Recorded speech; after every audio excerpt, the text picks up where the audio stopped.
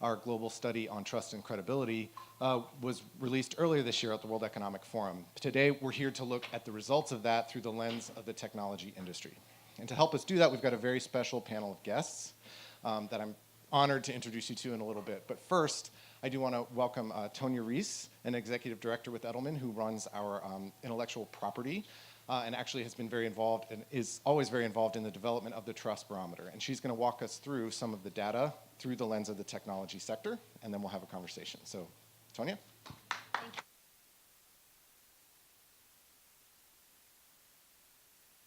Hi, everyone. Good afternoon. Can you... Yeah? Oh. Now you can't. Okay, we're here to talk about trust. 2016 was a big year for trust, or rather the lack of it, right? The world is experiencing a profound crisis of trust, a crisis that has led the population of many countries to reject the establishment, the established authorities, the established institutions, whether it's Brexit in the UK. We had Italians voted against a constitutional reform referendum and said no. Colombia said no to a peace treaty that their government had negotiated. And of course, here we elected the uncandidate, right? Someone who is the outsider, who is here to change things. So where is all this coming from, and what does it mean for technology? Because technology sits right in the middle of a lot of these disruptions that are leading to societal and economic fears and changes that people are maybe quite not so sure about, leading to new jobs, skills shortages, changes in the way that we live and work, and maybe we're not doing as good of a job as we need to be in bringing people along, right? So what does all of this change mean through the lens of trust and through the lens of technology? So we survey the population of 28 countries every year. This is the 17th year that we've published a Trust Barometer, over 33,000 respondents around the world, and we ask them a very simple question. We say, how much do you trust each of these four institutions, business, government, NGOs, and the media, to do what is right? This shows the trust index, which is the average trust level across those four. And we look at two audiences here, right? On this side, we have the informed public. These are people who are in the top quartile of income for their country. They're college educated. They're well-read and well-informed when it comes to business and public policy. And if you look at this bar over here, the world looks pretty good, right? We're at a 60% trust level. That's the highest it's been in a while for the informed public. Nearly half the countries are in truster territory, only a few handfuls there at the bottom that are distrusting of their institutions. Things look pretty good. And then you look at the other side, right? The 85% who is everyone else that is not in the top quartile, well-educated, and the world looks like a very different place for that audience, right? An index of 45, which is green because it's in distruster territory, and the mass population of 20 out of 28 countries distrust their institutions. And what's shocking to me is not just the size of that green ball over here on the right, but the difference in the size between the two, right? The world is changing quickly. Technology is bringing many good things, but there are many who are being left behind, or who feel that they're being left behind and not yet seeing those benefits. For the first time ever, we're reporting a decline in trust in all four of the institutions that we measure. NGOs have historically had a strong lead as being the most trusted, that's going to help us solve our problems. That lead is eroding. They're barely above the trust level for business. Business at 52% trusted is on the brink of falling into distrust. Government has been distrusted for quite a while, and that trust is evaporating even further. It's hardly trusted in any of the countries that we measure. And the big story this year, of course, is the media. A 5-point decline to an all-time low in 17 of the 28 countries. And you'll see some data later that might explain some of that distrust, but I think we we all are excited to hear what Dan has to say on some of those findings. So we're living in a world that's experiencing massive declines in trust in institutions. And at some point, when your trust in institutions is evaporated this much, you start to lose faith in the whole system, right? For the first time, we ask people, do you feel the system is fair? Do you think that it treats everyone equally and gives everyone a fair chance? The answer was no. Do you think that there is hope? Do you have hope for a better future for you and your children? And again, they said no. Do you have confidence in your current leadership to fix things, to make the problems better? Again, no. Do you want a strong reformer to come and change things? Yes. On average, 53%, more than half of the global population, does not believe that the current system is working for them. And in some countries, France, Italy among them, 72%. High 60s for Mexico, Colombia, but as also Western European democracies, Germany and others, experiencing very high levels of the population feeling that the system's not working for them. 56% in the US. So you take this lack of faith in the system and in the institutions, and what happens is people become more vulnerable to fears, right? Because suddenly we don't have the mechanisms to help us solve our problems. We found that there are 5 societal and economic concerns that are shared by more than half of the global population. The pace of innovation, immigration, eroding social values, globalization, and corruption. And among these, there are a significant portion of people where the concerns are so strong that we can label them as fearful, right? 1 in 5 are fearful of the pace of innovation. 1 in 4 or more are fearful of immigration, of globalization, and eroding social values. And of course, technology is either responsible for or affected by many of these, right?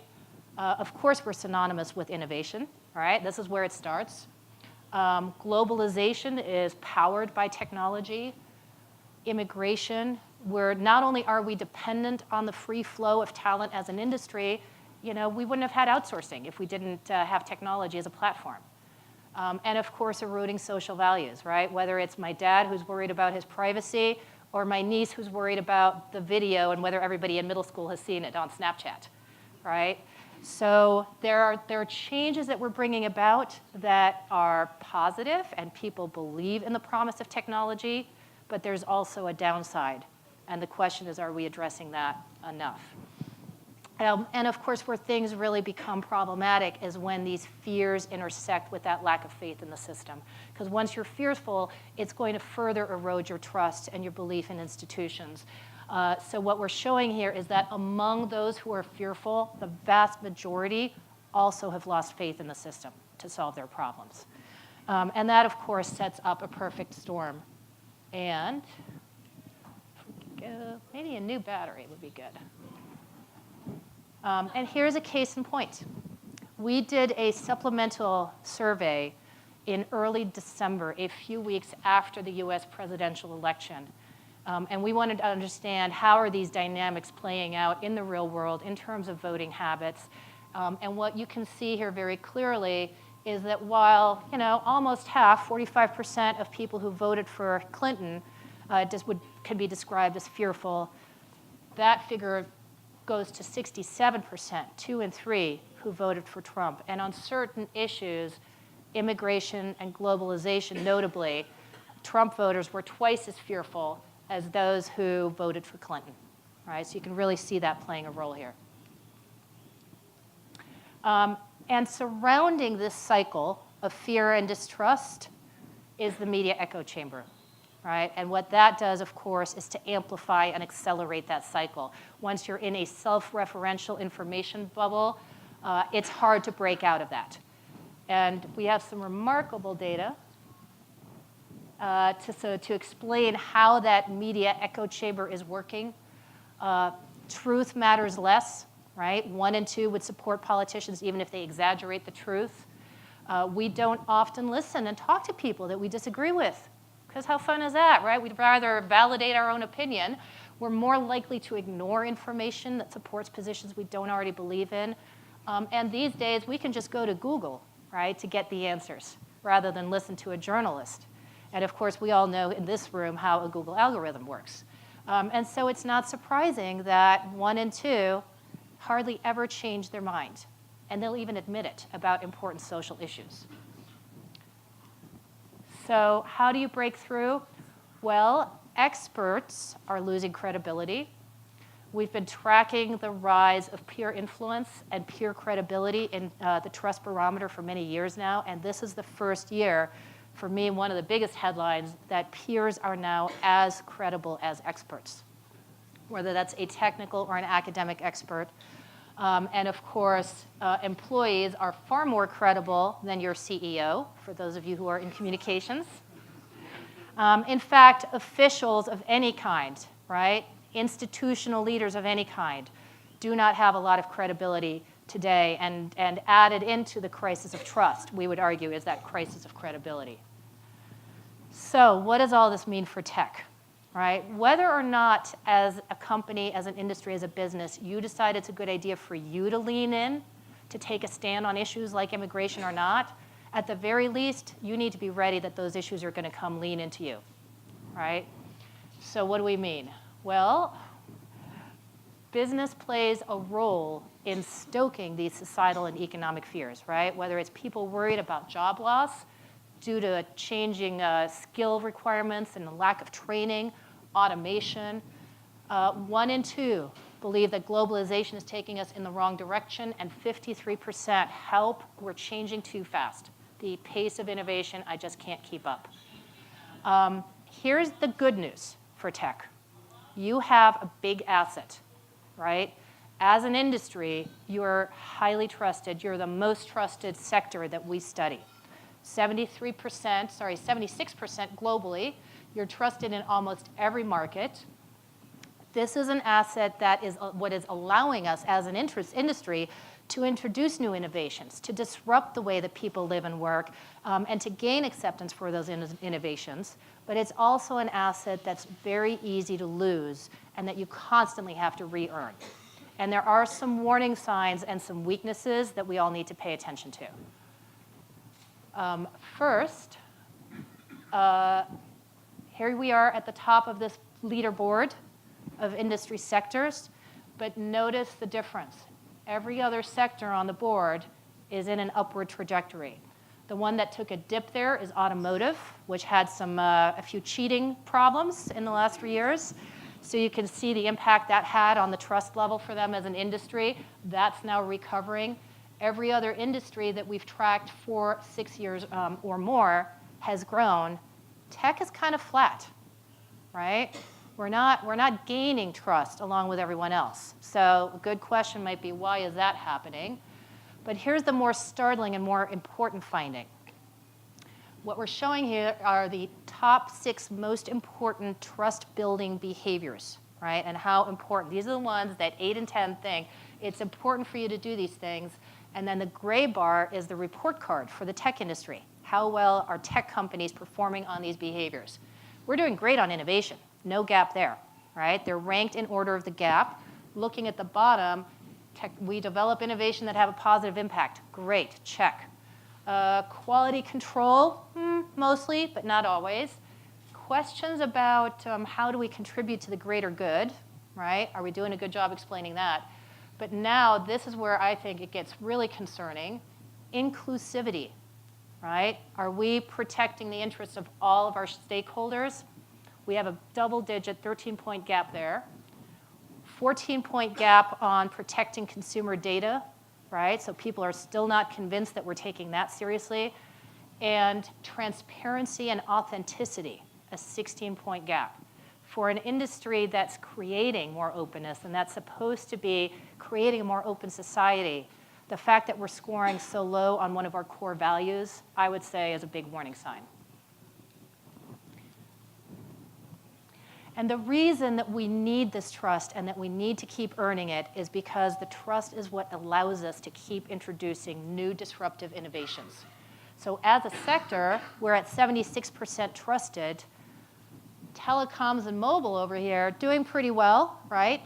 That's technology that's been around for a while. I know my phone. I understand what it can do. The Internet of Things has had a big increase in trust in the last year, 17-point increase to where it's now trusted at 60%, which I think says a lot for the effectiveness and the hard work that a lot of companies have done in explaining what the Internet of Things is, how it works, what are the benefits, and don't worry, so we've done a good job there. But then you look at some of the challenges we still have around things like self-driving vehicles, barely budging. Blockchain, we did not survey last year, but that is a new one we've added. It's distrusted at 49%, so a lot of work to do there. And then we have cloud storage, augmented reality in the neutral zone. And personally, I was surprised to see sharing economy hanging in neutral as well, given how widespread the adoption is of those types of businesses. So look forward to some comments from the panel on that. So all of this adds up to a big question for the industry, right? What is our role? What is our responsibility, not only as an industry, but in the context of the broader changes? What permission do we have to wade into those conversations? In fact, what obligation do we have? I'm going to turn it back over to Dan, who's going to set up a great discussion for us.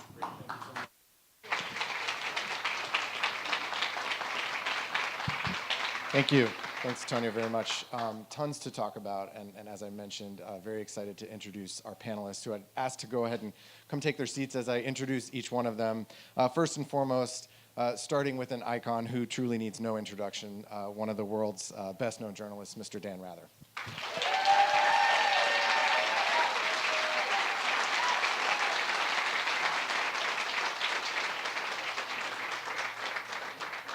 Following his renowned tenure at CBS, he has since launched and serves as president and CEO of News and Guts. I'm sure you're all quite familiar, an independent production company that specializes in high-quality nonfiction content.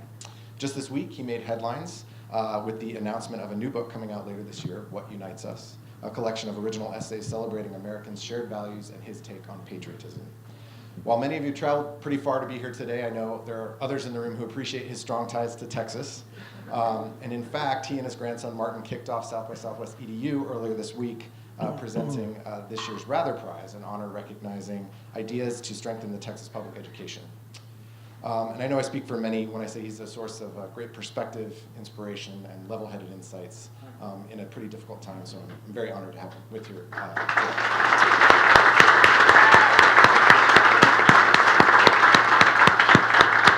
Secondly, I want to introduce Sean DuBravac, Chief Economist for the Consumer Technology Association. The CTA represents 2,000 consumer tech brands, and you may know them as the organization that runs CES, the largest tech industry event globally. A New York Times bestselling author, Sean writes frequently on tech trends spanning multiple industries and provides crucial economic analysis to tech leaders regarding the current state and future health of the industry. So we're looking forward to his comments today.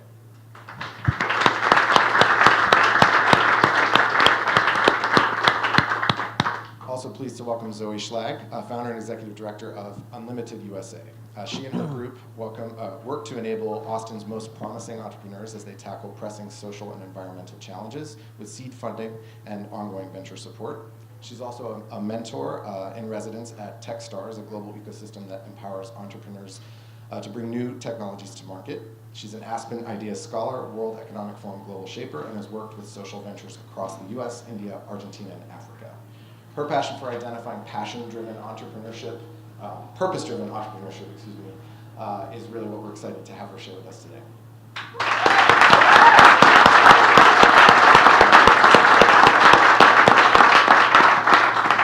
Rounding out our expert panel is John Kim, president of Austin-based HomeAway. John guides product, marketing, and IT organizations for the world's leading online marketplace for the vacation rental industry. He joined by way of Expedia, where he led global product development across the company's entire portfolio of brands and supplier systems. And he previously held executive positions at Yahoo, Accenture, Bank of America. Having established himself among some of the industry's most disruptive brands, we're really looking forward to his perspective on the insights today. Thanks for being here.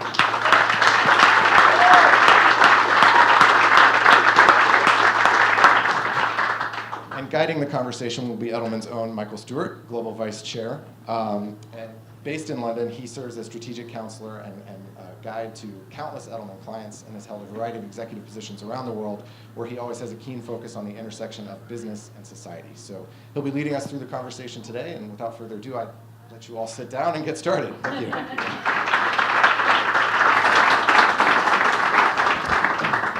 Thank you very much to our panel and to all of you for joining us. We have a lot to get through in a short period of time, so we'll jump in. One thing I do need to add, though, is that a new item on Mr. Rather's resume, which might not be known to you, is Trust Ambassador.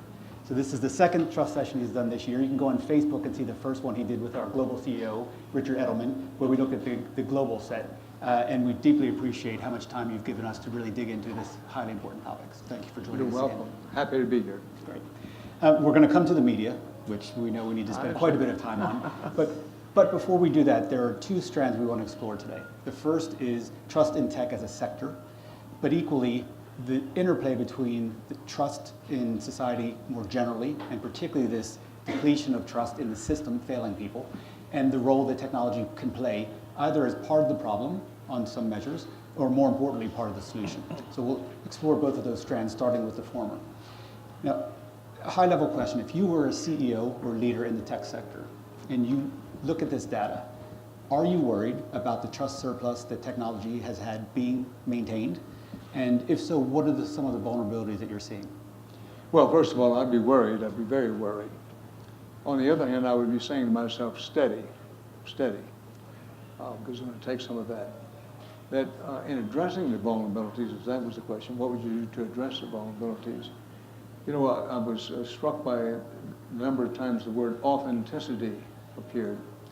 So I would give myself a gut check, and I might talk to my staff and even some outside people of whether I am authentic in what I do in public. It's very easy for people who appear in public to kid themselves about authenticity. As a former television anchorman, I'd be an authority on that. But in engendering trust and building trust and rebuilding trust, what's absolutely essential is to have a high degree of communicable trust between the leadership and the led, beginning with your own employees, but hopefully the public at large. And to build trust, period, especially to build communicable trust, you have to radiate authenticity, and there is no way to fake it. So in that general area, it's look to yourself. The second thing is, I think, to realize what some of the causes are, and I no doubt we'll be discussing some of those as we go along. But, you know, not just in this country, because we lead in many ways and technology is more apparent here, but some of the fear and resentment which led to the results from the echo chamber and leads to the echo chamber and recycles itself. Part of that is because that the world went through a digital divide, and we felt it very acutely in this country, a digital divide, say, in the late 1980s, early 1900s, in which a large number of people either got left behind almost immediately or were fearful that they were going behind. And much of what we're seeing today in the loss of trust and cynicism, not just skepticism, but cynicism, something we might talk about a little later on, grows out of that. And now it's being exacerbated as people look forward and recognize that partly as a result of the digital divide, going to the future, such things as robots are going to make a lot of jobs evaporate. And it's just robots, but the whole world is changing and people realize it. So I think understanding what's happening in what we call on television the wide shot, and I would consider that being the wide shot. But back to what they can do, the third thing, and I realize I've talked a long time here, is to understand that we have to have a revolution in our education system. And any technology leader who doesn't recognize that and doesn't find some way to contribute to that, because the medium and long-term solution to the digital divide and the looking ahead where robots and so forth are going to make even more people is we have to do something about schools. I would say that applies on a global basis, but particularly in our own country. We just can't continue to rock along with the education system we have. Absolutely. And on your first point of authenticity, are there any leaders that you would point to in the tech sector that stand as exemplary in that regard? Well, I think Bill Gates is authentic. I didn't think so for a long while, quite frankly. When I met him back sometime in the 1990s, and he was talking about a gadget in your hand that could do all these things, I thought, well, you know, this guy must be smoking something pretty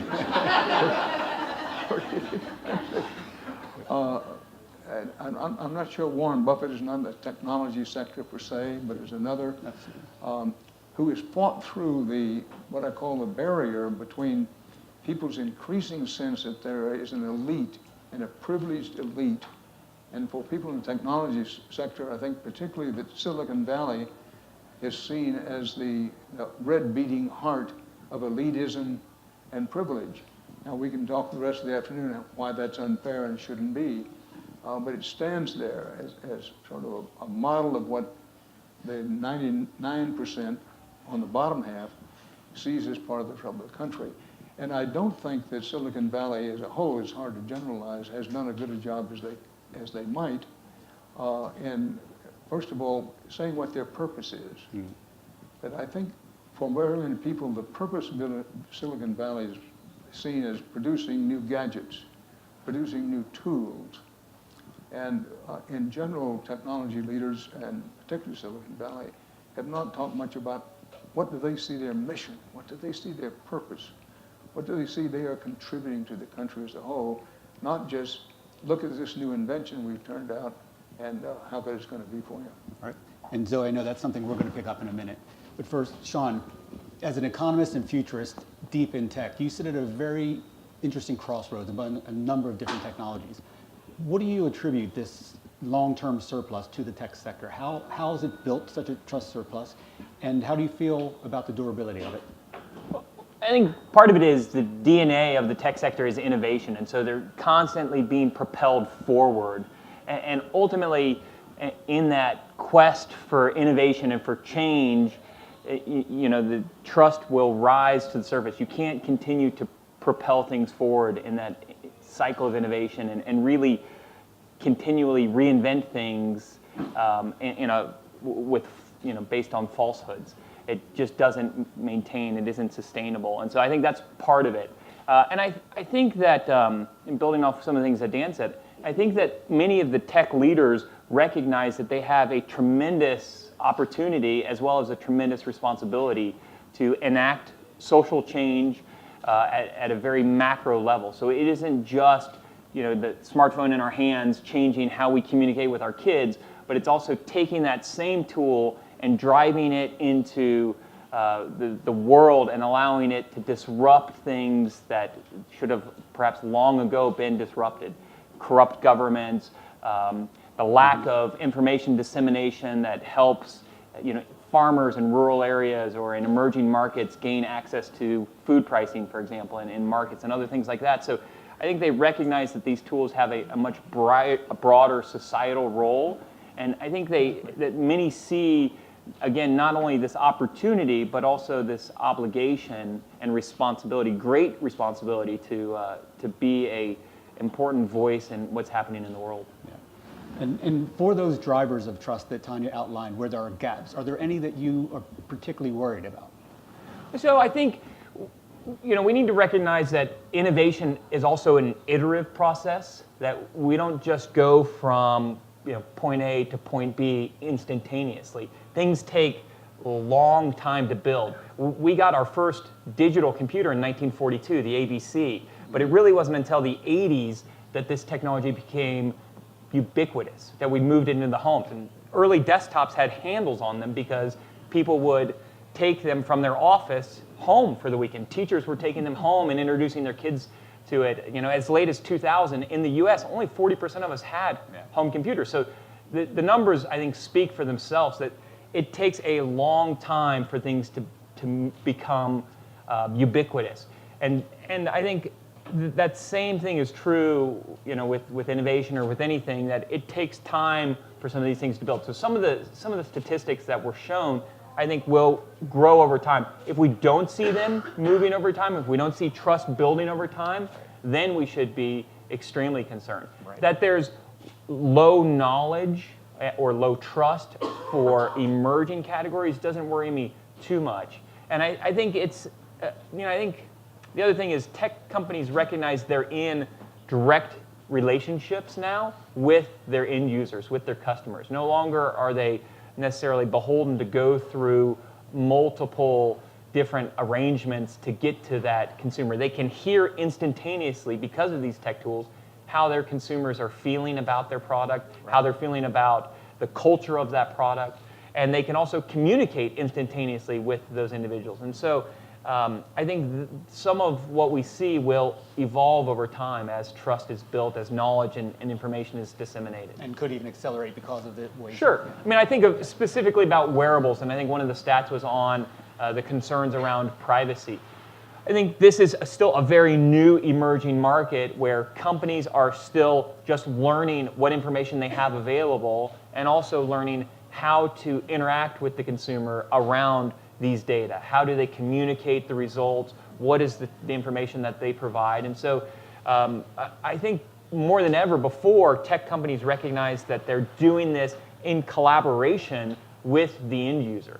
They recognize that that data is the proprietary data of the individual. And if you see what some of the services have done and some of the hardware manufacturers have done to ensure that the individual has transparency and also feels like they are in complete control of that data and that nobody can get to that information besides them on that device and whoever they're communicating with on their device, I think you see companies working with customers and with individuals to ensure that there is that understanding and that trust. Great. I think that's a rich vein we'll probably come back Yeah. to in the Q&A. So Zoe, you sit at the interface between entrepreneurship, some tech-enabled, and I want to ask you about this issue of innovation. Among the mass population, innovation is no longer in the trusted category, it's distrusted.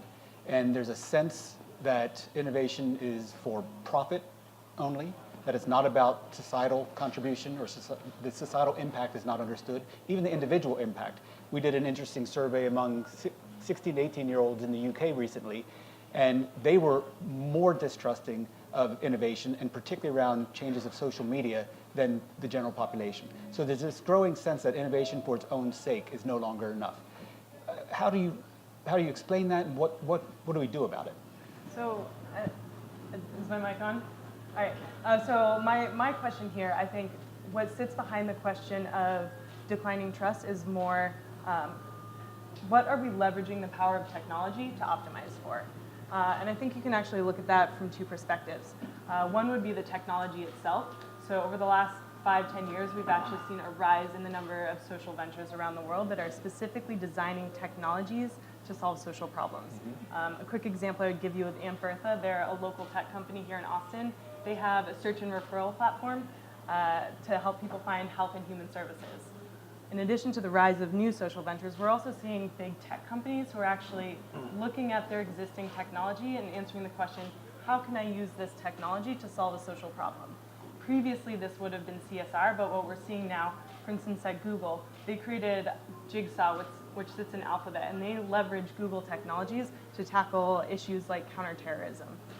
That's the technology side. I think the bigger question, and the one that we haven't necessarily yet grappled with, is the business model.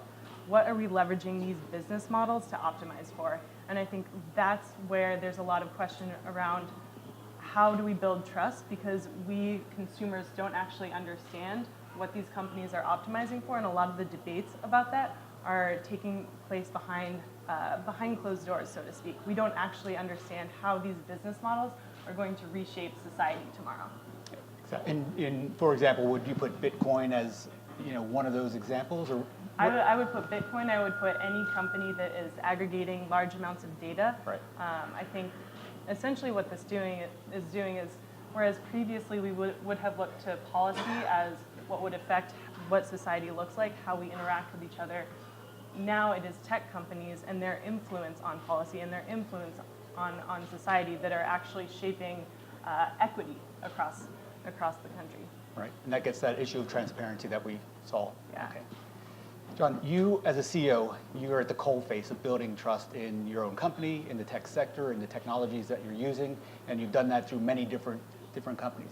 When we had our debrief yesterday, running through the deck, your immediate reaction was, this is a big wake-up call. Just elaborate on that.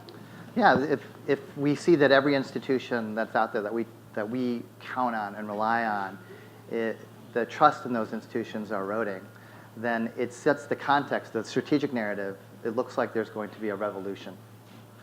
And as the last sector that has trust, we have a massive responsibility in front of us in regards to how we maintain that and what we do with it. By the way, I don't 100% believe that number. And here's why, is I actually think people trust themselves. And when they're using technology, you guys showed a stat, people are using Google to find information. They trust themselves. They understand what they're doing. They're understanding what they believe. It's all about choice. Yeah. And do they trust Google versus do they trust their own behavior on Google? I think those are very subtle distinctions you have to make. And I think for technology companies where we start to, we're being faced with issues every single day about trust. Governments want to be involved in our businesses. You know, our employees want us to craft a mission in regards to how we're going to contribute to society. We have a big tech shortage in terms of skill set that's emerging. All these things are coming together. And to just see it in empirical form, to me, it was a little bit of a wake-up call that, wow, this is real. These trends are occurring. We've got to get ready for this. We don't know. This thing that we think is occurring. And trust is now our generation's new currency. And you were mentioning that in some of the work you've done previously, the inability to build trust in your own capabilities, business models, was actually directly inhibited the business. Give us some examples. Yeah, well, actually, one of the things that I think was asked was, can the tech industry actually build trust for other institutions? And actually, I don't think that, and Facebook, I think, is being asked, can you take out the fake news and only focus on the real news? And John Wall, I think of the Washington Bullets, he had announced that he thought the world was flat. And so people covered it, and then people said, no, that's fake news. It wasn't fake news, he said it. It's just that he didn't believe it. And so this gives you a sense of like how difficult it is to discern the truth. And you know, I've never actually read the truth. I've only read a version of the truth. And so I can only imagine within the walls of Facebook, like this topic is probably an active topic. What's computer scientists love, here's what they love. They love having an objective function. Something that you can solve very cleanly, where you know that this is true, and I can now build an algorithm, I can build a machine learning model that will discern that. Well, when you don't know, when there's gradients, when you don't have someone to verify, there's no God to say that is right, it becomes a very, very challenging problem. And I just don't know if it's fair for Facebook, for Google to say, you have this responsibility to make sure everything in the world, our information is true. So I think that's part of the challenge, and that was part of my commentary is, I just don't know. I don't see that being possible. Great. Well, that's a fantastic bridge for a question I have for you, Dan, which is, you know, right now the media is distrusted in over 80% of the countries in the world. It's at historic lows in many of those countries. There's a number of reasons for that I would love to hear your views on. But particularly this angle of the role that technology has played in the proliferation of platforms, of mass proliferation of publishers, and across that ecosystem of responsibilities. Are they all the same? Is there one objective truth that you always tried to find and be fair and balanced versus the obligations for a Facebook, for example? How do you think about the current media ecosystem? Well, it frightens me in some ways, to tell you the truth, but having preached the gospel of study, don't get afraid, we have to face the future. Part of the core of this, and there are a lot of reasons for it, but at the core, one of the things that's happened is for most journalism in most places around the world, the old business model is either dead or it's dying. And that was a business model that depended primarily on advertisers, combination of advertisers and subscription. But as a result of the confusion about what is the business model going forward, I'll give you an example. How are you going to finance two of the pillars that help support trust in journalism and belief in the truth of what journalists are saying? Deep digging investigative reporting, exposing corruption with the press as, I'd like to think we're seekers of the truth, or as close to the truth as it's humanly possible to get. And we're also we're anti-corruption. We're probably the general public's best defense against corruption.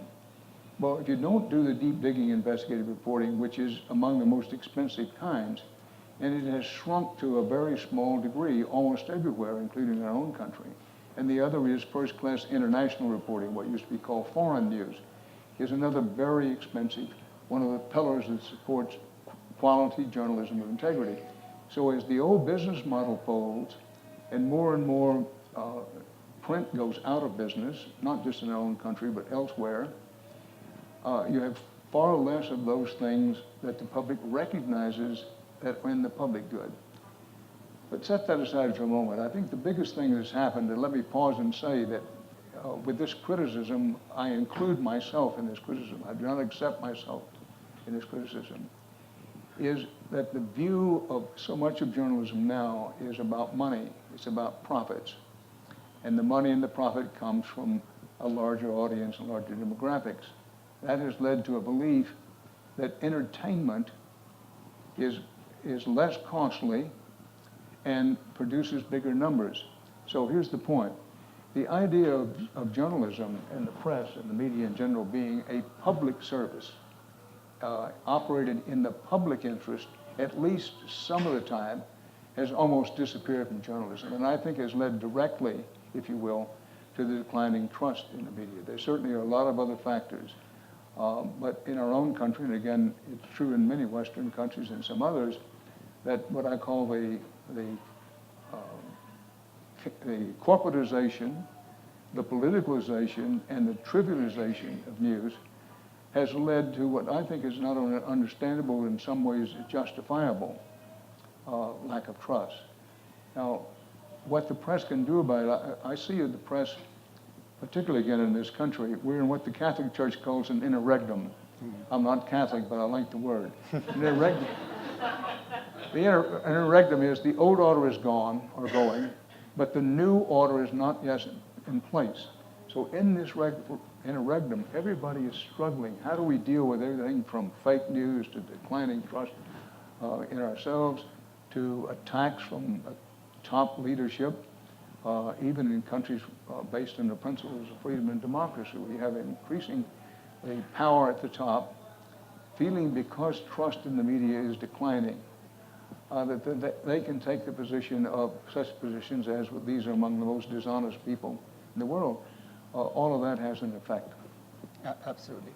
But on the issue of these new distributors, at a minimum, new distributors of news and information, along the continuum of everybody should be smart enough, figure it out on their own, what's fake and what's not, versus some level of obligation, right? Facebook has taken a lot of criticism for its role in the election.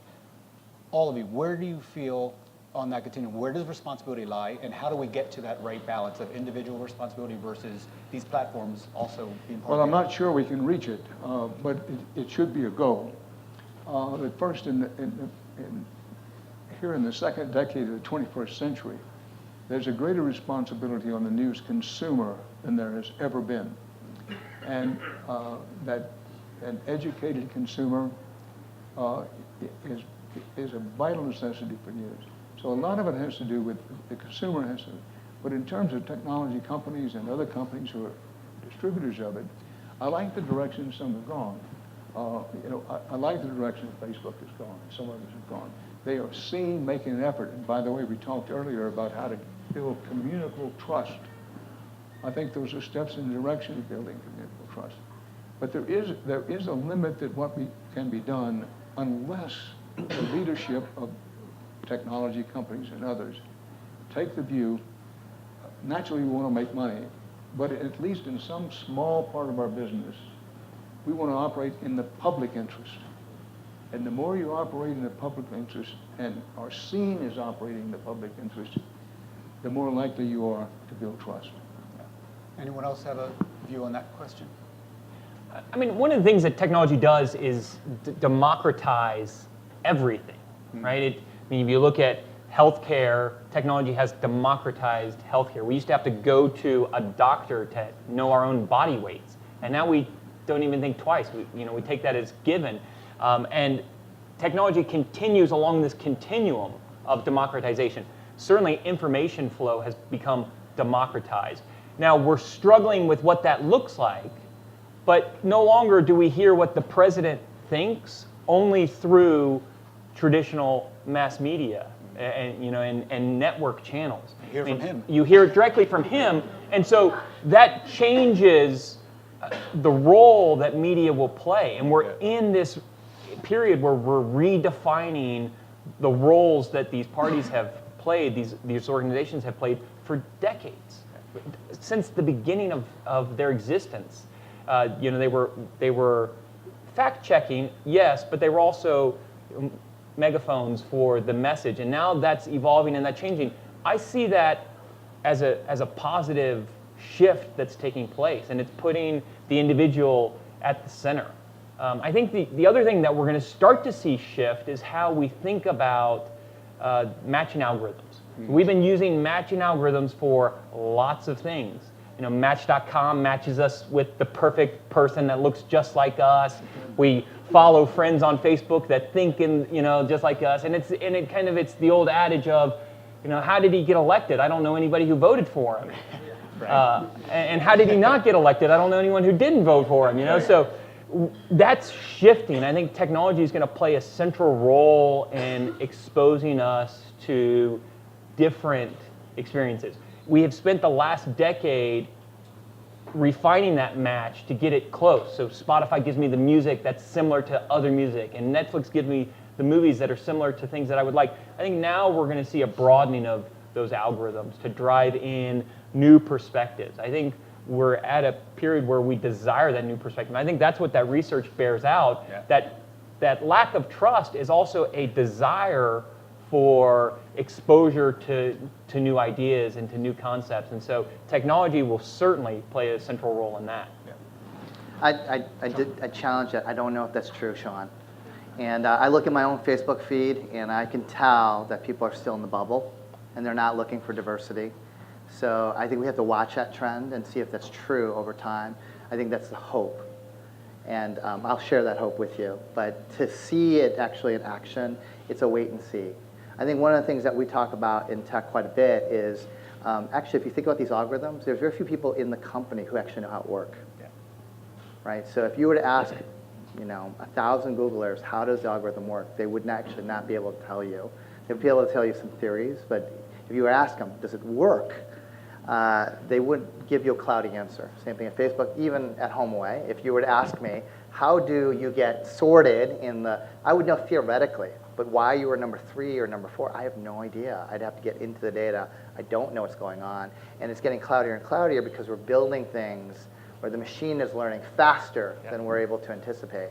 And so this is the reason why I'm not 100% sure that's true, because what you'd have to do is purposefully design something that you think consumer wants, and the consumer has 100% control and can reject it in a moment's notice. So if you've given them a differing opinion, and I'll do something that's very simple. If you think about HomeAway and you thought about our sort, and what you were looking for was a 4-bedroom house, but I think what you want is a ranch. And as soon as you say, I don't want that, guess what? It's not going to be considered anymore. No matter how much I want you to just consider this thing, to look at it, it is a purposeful thing. And so then the question is, will these organizations, with being the new centers of power, purposely design algorithms that do that? And then there's a question of who's designing that, what for? And it goes back to your point, which is, what is their responsibility? I think what everybody in the world is anxious for and they want to hear, they want just someone to say the mission. Mm-hmm. And that is where you start to say, what is the effort for? What are we trying to do? And maybe that is the trend, and then it's very easy to invest in it. But what if it's not? Then we have bigger questions. Yeah. So what I think this question is about actually is that technology has us sitting in the middle of a business debate and a philosophical one. I'm going to go back in time. I will bring it back. I'll bring it back, I promise. You'll have to trust me. But ancient Greece, the people who were having these debates about what society should look like and how we should structure this were philosophers. And they were doing it in a very public arena. Mm-hmm. And the institution that they would then influence was the government. Fast forward to where we are now, I would say that the leading technologists are the philosophers of today. They're the ones who are actually influencing how we behave individually on a societal level, and they have this outsized power, whether they wanted it or not, that determines what society looks like. And I think what's difficult about that and what we have to grapple with is the fact that these technologists are doing this in public and private companies with a profit-making imperative. And so these debates that in ancient Greece we would have been witness to, we as citizens, as consumers, we don't actually get to be witness to. I think some companies, though, are trying to balance that. I think you're seeing that social corporate responsibility become central to the DNA of companies. Not all companies, obviously, but to some companies, I think you're seeing that. And Tim Cook recently said, if you want me to make decisions only based upon ROI, get out of the stock. And so he wants to have a bigger mission. And obviously, he has been one who I would argue has the trust of people to speak his mind about things that he thinks are important, not only at a corporate level, but also at a social level, things that he cares passionately about. So I think you are seeing some of that built into the DNA of companies, maybe not from the start, but certainly over time. And some of that is because we, their users, are requiring them to start to build that into that DNA. You've seen that over just the last couple of weeks where we're saying we want change within this corporate culture, and so we're going to propel that corporate culture. I still have great faith and hope and maybe trust in people as individuals that we want to be good. We want to do good in the world. And we won't always get there right at first, but we're going to continue to try to work in that direction. I think that's the great storyline of technology over decades is, yes, there, in kind of the verbiage of an economist, there's externalities that are created by all of these things that are invented, these innovations, but over time, we adjust those, what happened. I mean, I was reading about the Wright brothers. One of the Wright brothers, of course, died earlier on from disease. One of them lived to see World War II. He invented, the airplane and flew it for the first time over sand dunes, and he got to see what the airplane had become over his lifetime. And so I doubt he envisioned that it would be used in some of the ways that it was used. But then over time, we adjust and we make other introductions, other innovations, other inventions that then take away some of those externalities, the negative externalities, while trying to maintain and to propel the positive externalities. Yeah. This may be a little off point, but the mention of the word culture, let me just point out that I think you talked about what leaders, technology leaders can do. One is to build a culture within the company, a culture that understands the company's goal is, yes, to make money, yes, to be a leader in the field, but also to be a good citizenship. And I've seen this time and time again, and I won't take you through the whole story, but here in Texas, there was a company called Humble Oil and Refining Company, which got a reputation in the late 30s and early 40s of being the best place to work, not just in the oil business, everywhere. And it eventually became what's now Exxon company.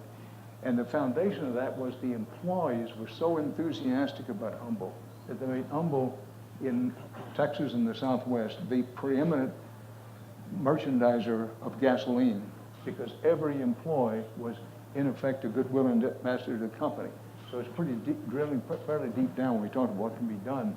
Create a culture within your own company that understands what the company's mission is, what their purpose is, besides delivering stockholder value and all of that. And if you can get every employee believing strongly in the company, and every employee then becomes an ambassador for the company, that can be leveraged tremendously. Yeah, which is a critical point given the lack of trust in CEOs and experts and spokespeople. How do you build that broader base of ambassadors who really do understand the purpose of the company, not just the specific things that it does, but really why is it doing it? Yeah. But Sean, to your point, the speed of advancement in technology and the number of things that it has profound impact on arguably has never been greater, from automation of what it means for jobs, for the data as oil and what that means for privacy, and that leap of faith that it is going to be kept private. How confident are you that the sector is keeping up to pace on the requirements of selling the case for these innovations? I think one of the things that came out in the research, and building off what Dan just said, was that we trust our peers, and these have become the brand ambassadors for the products that we use. They're the ones using the service. They're the ones at times delivering the service as we move towards more sharing models and sharing economies. They are the employees, if you will, and certainly the brand ambassadors that are driving that message to the individual. And so I think that's one piece of it, is that we have more direct exposure with the culture of a business than ever before, and we get a front row to everything that's happening, and technology is facilitating that conversation. And then I think the other piece is that individuals are active participants more than ever before, and that kind of builds off what you were saying. And I think that comes with it also a tremendous amount of responsibility that we're all just getting used to. I mean, I think some of this, we're right at the point of inflection for a lot of these storylines, and so that's what makes the research and this conversation so meaningful, is because it's the changes that are implemented now that will reverberate and ultimately change society. So we've got a lot of very smart people out in the audience. I'm going to turn to them for questions in 1 minute, but I have one final question for you, Dan, before doing that. Give us some advice to the tech leaders, CEOs. We're in an era where there's a lot of people, particularly in Silicon Valley, but not only, where the CEOs do lead, particularly on social issues, from out front, whether it's immigration, whether it's LGBTQ rights. They're passionate, they care, and they put their company and their own voices in front of it. You now have a president who is not beyond attacking individuals who he disagrees with, attacking companies and their interests. How do they balance that, their personal and often the executive team's concerns and interests, with the commercial imperative not to put your company as a target? What advice? How do you square that? Well, I'm going to try to answer the question, but here's where humility is called for. For me to try to advise a CEO of a technology company, but I would say, and without being preachy about it, the phrase used in the good book the most is "fear not." And if you do the right thing and go ahead, you do have to be prepared to pay the price. And that price has been increased, whether you like President Trump or don't like him. Not only is he unafraid to attack individuals and individual companies, institutions, he seems to really, A, like to do it, and B, he thinks it's part of what got him where he is. So to that hypothetical CEO, I would say, you just have to suck it up. That's good advice. But, there are things more important in life than making money. Absolutely. Or coming through with a new technological breakthrough, even though it may have a tremendous social good. There are other things.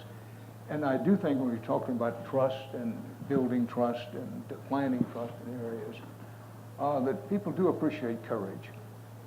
And if a CEO is seen as having courage to stand up for what he believes in, no matter what the ultimate power in the country says, or for that matter, what the price is to pay, I do think, at least on the trust scale, he's going to see a great benefit of that. But it's pretty hard to argue against just, do the right thing. And you talk about authenticity and building trust. Just keep in mind, just do the right thing.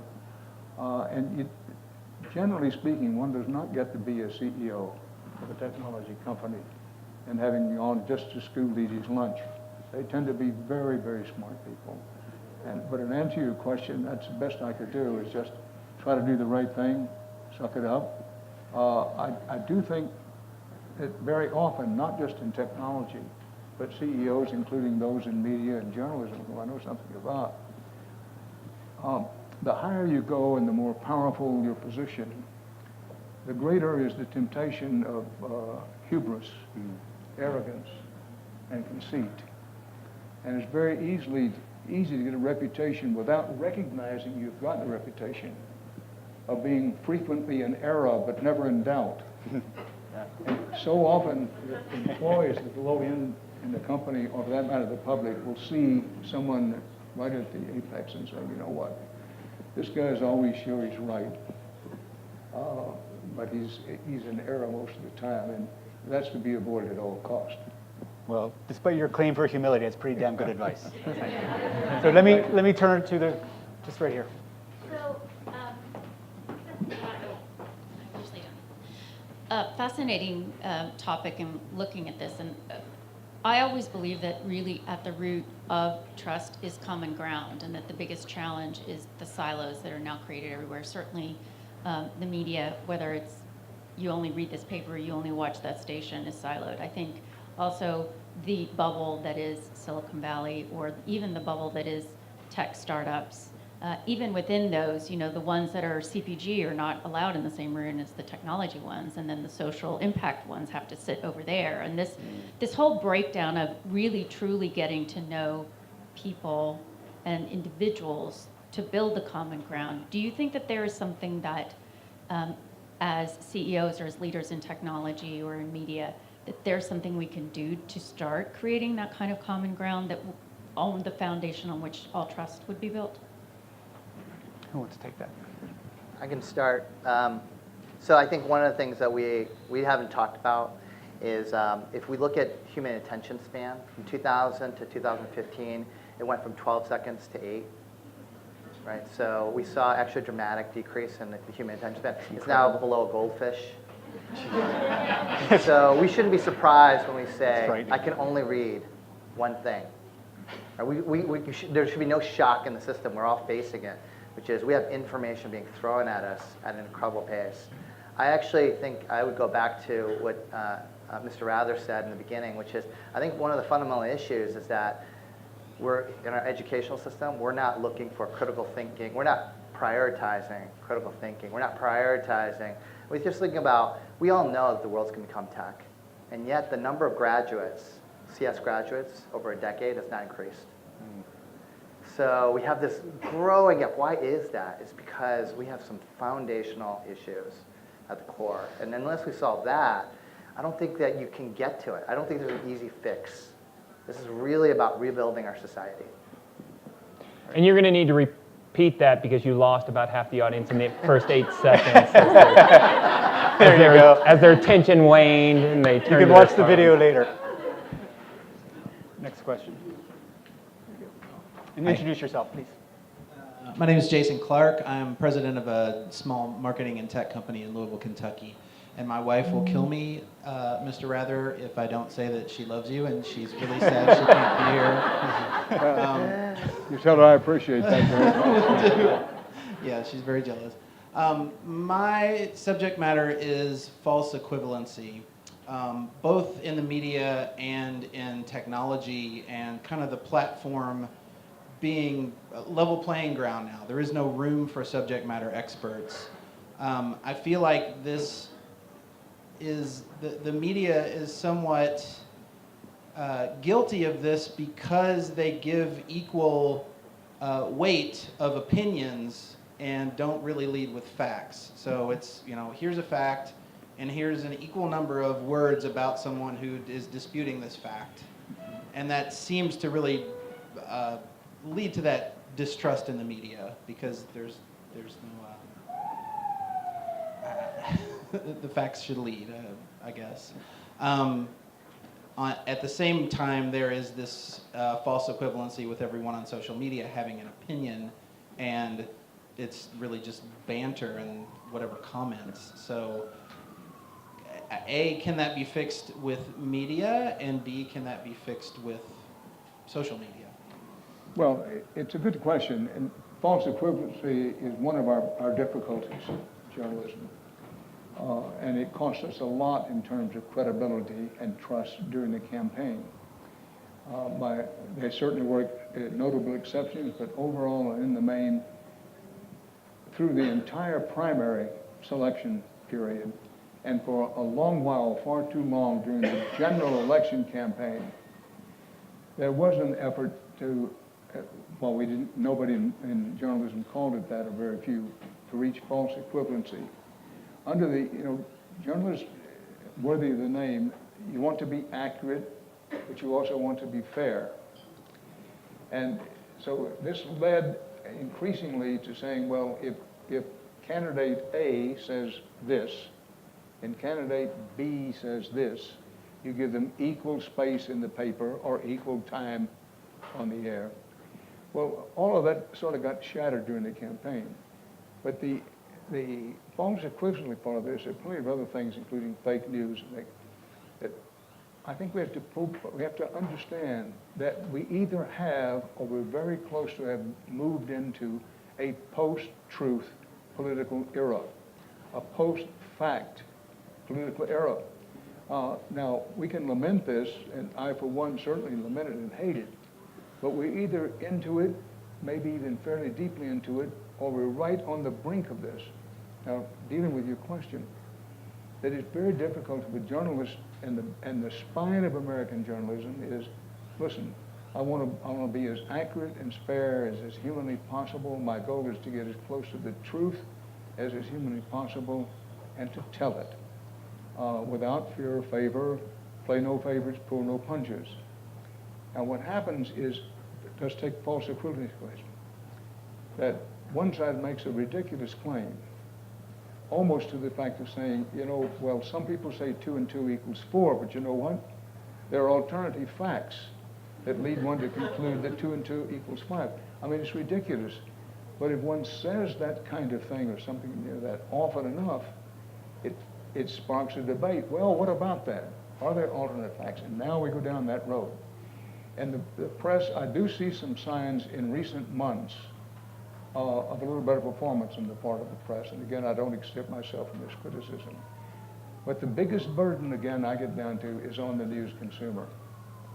Number one, to recognize what we're into now, something near or into an era in which many people think that they can get elected or get their agenda passed by dealing in, quote, alternative facts. And if you say it often enough, enough people will believe it, that you get your agenda passed or you get elected. Now, one of the most important roles of the press, of course, is the watchdog role. And in the watchdog role, nobody wants an attack dog. Attack dog goes for the throat, no matter what moves. But on the other hand, nobody should want a lapdog. What does a lapdog do? Just go up in the lap and nice dog, get petted. No, one of the roles is the watchdog role. And in that watchdog role, we haven't done as good a job over certainly the last 2-year period we should have of alerting the public to the dangers of false equivalency. And frankly, I use a harsh word, having the guts to call it out when it is false equivalency. And most important, to keep jamming home the message, keep reminding people that there are facts in the world. Water does not run uphill. That's a fact. There's no alternative fact to that. But to keep emphasizing that, I would consider one of the top priorities of the press going forward. And are you seeing progress?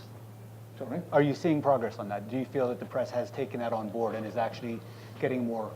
I do. I do see signs, not nearly enough to suit me, but remember, you know, I'm an old man at this stage and from another era, but not nearly enough to suit me. No, I think the press has awakened to it. And there are signs of it that, you know, the Washington Post, I think, has done a terrific job. And New York Times at times, I don't limit it to that. But it's going to require constant vigilance because, and I hate to take up time here, but, you know, the power of the modern American presidency is tremendous. And as much as any individual reporter may want to say, listen, this is false equivalency and we shouldn't do it, or this is the fact and there's no alternative fact, at the very top of the corporate ladder is someone who needs legislation passed in Washington or needs legislation stopped, needs a regulation erased or done away with. And that same person is asking the president to give them a break. And it wouldn't take much imagination to say, as this president, the current president, has in some ways said, listen, if you do deep digging investigative report on me, I'm prepared to make you pay a price. Yeah. So this places a tremendous burden on the CEOs of media conglomerates. Absolutely. Back of the room. Other questions? Hi, Aparna Mukherjee at the Paley Center for Media, formerly the Museum of Television and Radio. Do you think that Trump could have ascended without Twitter? And I say this as someone who's interviewed him 3 times when back in the day, he was certainly more of a punchline than anything else. And the second part is, could you see making the argument for Jack Dorsey or any Silicon Valley CEO for doing something like cutting him off? Well, in short, no. I doubt that he would have been elected president without Twitter. And give him credit for this, that in the same way that those who recognized the power of radio when radio was in its early stages, Adolf Hitler being one, Franklin Roosevelt being another, those politicians who got in early got the benefit. The same with television. John Kennedy was our first television president. Television existed before then, but he realized the power and latched on to it to his advantage. Well, Trump with Twitter recognized the potential power to persuade that is in Twitter. And as I say, I doubt seriously without Twitter whether he would have become president. Now the question is, and I think it's a fair question, can he survive as president being as active on Twitter as he is? Yeah. That's a different matter. I think we really should go to questions with us. Yes. Some other questions? Any beyond the media? Hi, I'm a scientist, so I first want to just thank you for the value and public publicity for science and valuing science. Reason and logic matter.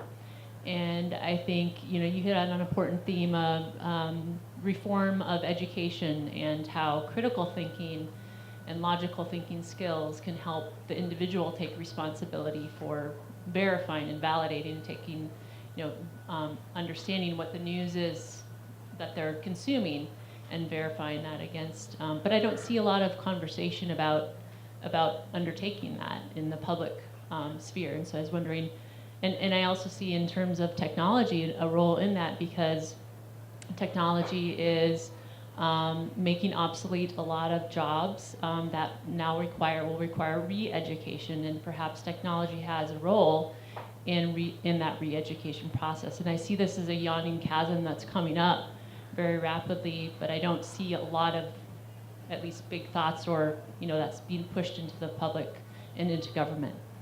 So John, you touched on this. You talk about the formal education and the need for that pipeline, but also what role can the sector as a whole play in creating those vocational retraining and building the coders of the future? Actually, it's really interesting. Here's something that isn't talked about publicly, but actually what happens in tech companies is that skills within a tech company become obsolete very fast.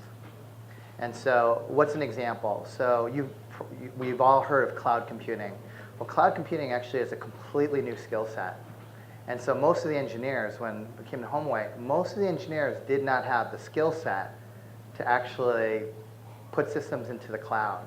So we've had a massive investment to say, what is the infrastructure in which everybody can come along with us in regards to being able to make an investment?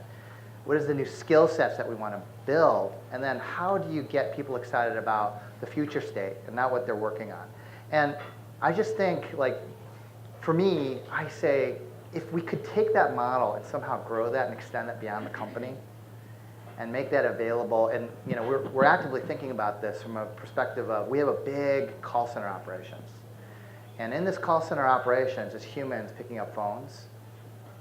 And there's a lot of talking about, well, maybe there will be a chatbot that will solve all of that, right? And so we have to deal with this issue. It's a real issue. And so in order to make sure that people don't quit and go to the next job, you actually have to build that agenda and say, hey, if you stay here, here's what your career path could look like. It could be technical. And then here's the infrastructure that we might put in place. But then we have to start thinking about recruiting and what that development looks like, what the right investment is. So I just wonder if we start to study tech companies who face this issue every single day, if something might emerge, or could be a framework for a city or for a sector. So I don't have an answer, but it's an interesting thought. Yeah, no, it's a great one. Other questions? Hi, I'm Kevin Lieberman. I'm a robotics PhD student at the University of Michigan. My question is there a problem potentially with having too much trust? So if I use a navigation system and I trust it and it sends me all the way around, and it's like, but I trust it, it's okay. Is that a problem? Like, we're simultaneously talking about a sense of skepticism. So is there also a responsibility for companies or for tech to also kind of engender this sense of, trust us, but maybe you shouldn't trust us all the time? And how would that work out? Sean, that's a great one for you. Oh, that is a good question. I mean, we laugh because it's true, right? We've all had that experience where we go, why is GPS taking me this way when I know it's over this way? And you see that, I think, becoming more pronounced as we empower services to essentially to learn, as John talked about, learning. If you think about the way Waze works, it doesn't always give us the most direct route, right? So we provide it trust, that service trust, that the way it's giving us is the fastest route, even if it may not be the shortest, most direct route. I think that's probably something that will work out over time. Trust is something that takes a long time to build, but is lost very, very quickly. And so I think that tech companies are very aware of this. CEOs are obviously very aware of this as they think about it. And so, I think they're constantly looking at the dynamics that are at play there. I'm trying to think of other examples where, and maybe that's good. Some of the results we saw are building off of your comment. Maybe some of the results are good that some of that trust isn't yet materialized because there's still a lot of unknowns in some of those new emerging categories, and that will build over time. And maybe that's a positive sign that we aren't blindly trusting, which is ultimately what you're getting at, blindly trusting these institutions or these platforms, that we're allowing that trust to grow over time. Part of the distinction to make here in my mind is whether you're trusting the product itself, and that's constantly going to be testing, but do you also trust the leader at the helm? And I think that's the bigger question. Is this a leader who you feel will act in the benefit of society, will deliver a product, will create a beneficial company with a good culture? And I think increasingly we can see, even in technology, that consumers and their perception of trust of those leaders can actually impact the business itself by directly affecting them. Like, delete Uber, watching Travis's handling of that situation is a great example of looking at, do we have trust in this leader? Yeah. And I think it's also the expectations that we form as we engage with companies. So the expectations we have around a platform like Twitter are different than the expectations we have around a platform like Facebook or Snapchat. With Snapchat, we expect our messages to disappear. If all of a sudden they didn't disappear, then that would be an issue. Now on Facebook, it's the exact opposite. We expect our messages to never disappear, and if they do, or if we're not given, if we feel like the feed has been manipulated in a way that we didn't fully understand, then that violates our perception of trust. Twitter, we expect it to remain on and be up and running, so the trust that we have with a platform like that is different.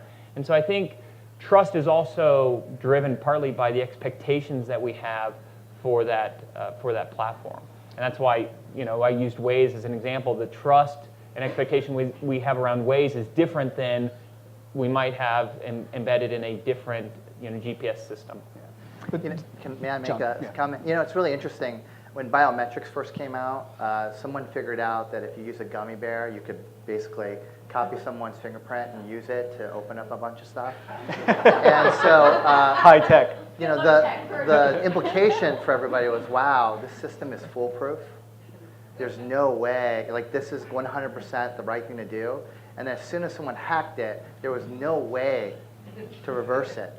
And so I do think that it's such an important topic, is that you're trying to build things that are foolproof and are really trustworthy, but as soon as there's just as active community trying to break it. And there's so much to gain if you can do it, right? Because you can get into people's bank accounts, you can go into companies, you can steal secrets. There's so much to gain, and we're facing that companies are facing that every day. People are hacking emails. one thing that's happening, it happens in a lot of companies, is they'll impersonate the CEO and say, wire me money, right? And so that's like a common scam that happens. I'm shocked at how many people write me and say, did you ask me to wire you money? Are you not And the familiar? answer is always yes, of course. Let me just check, let me change the routing number, but yes.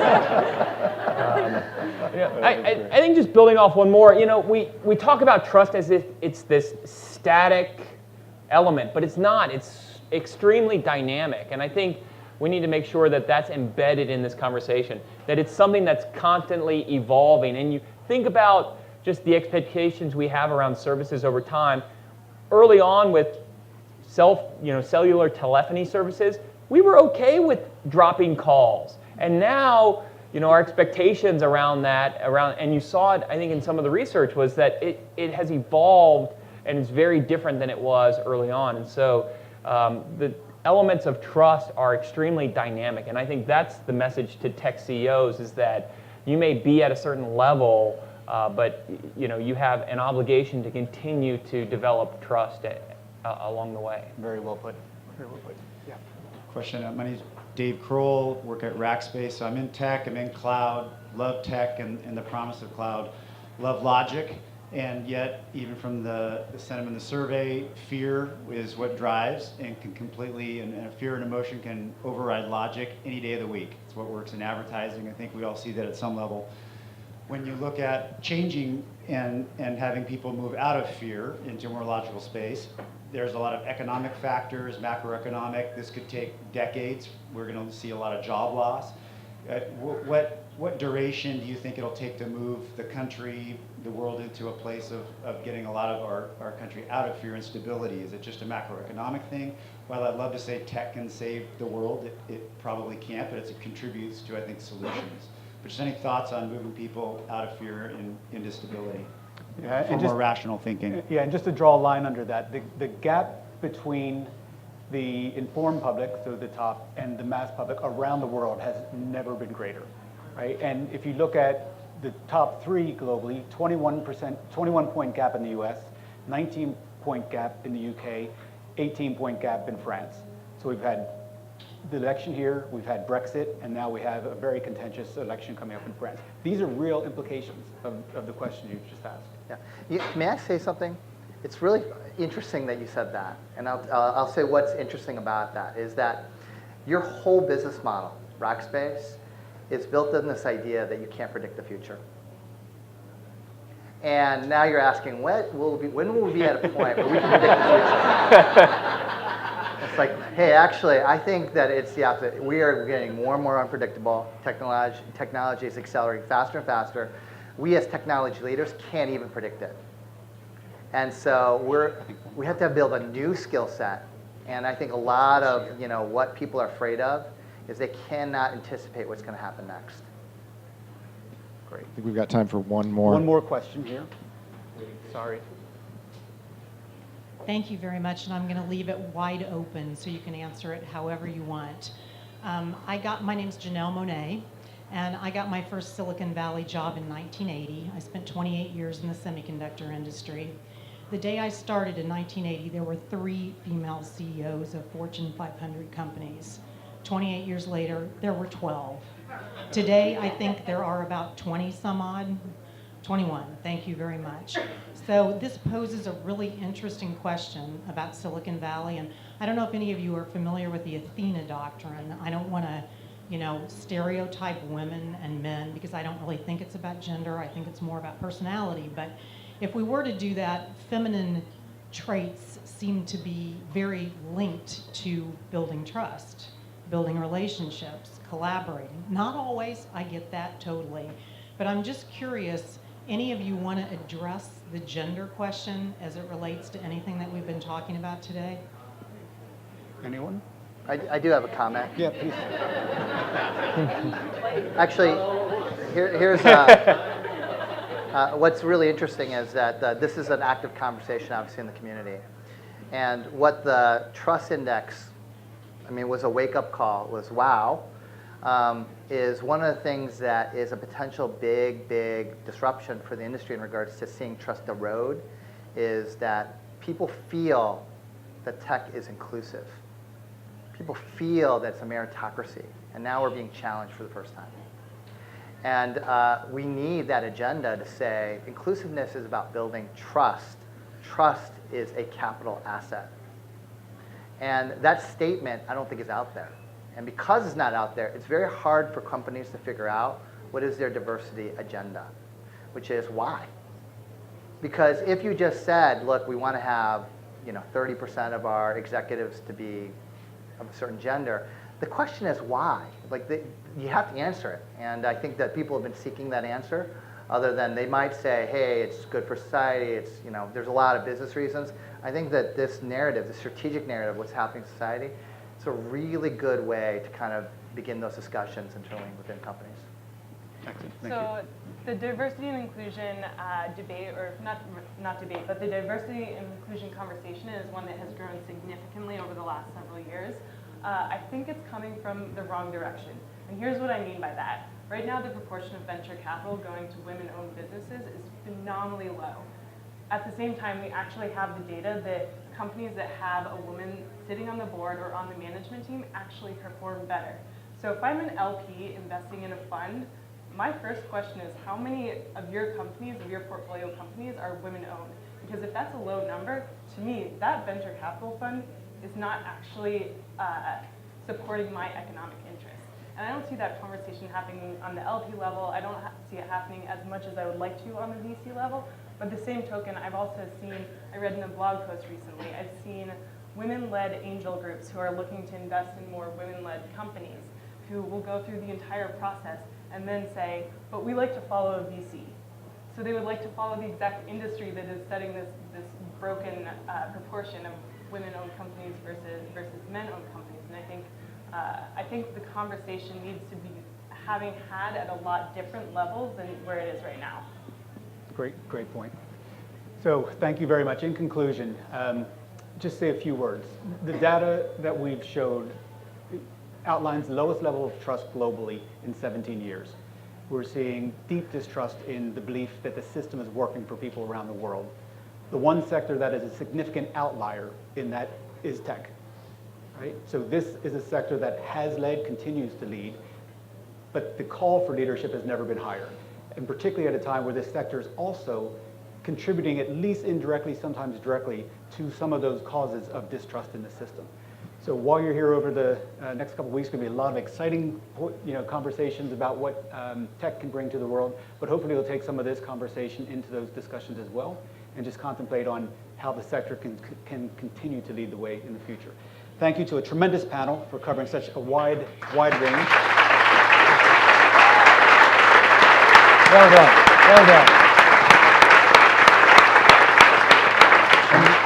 Thank you to all of you. And thank you to Michael Stewart for moderating and serving as host. Thank you to all of you for being with us today. This is South by, and your tech professionals. There are drinks and food outside. Welcome to stay as long as you'd like, within reason, and enjoy. Thank you very much.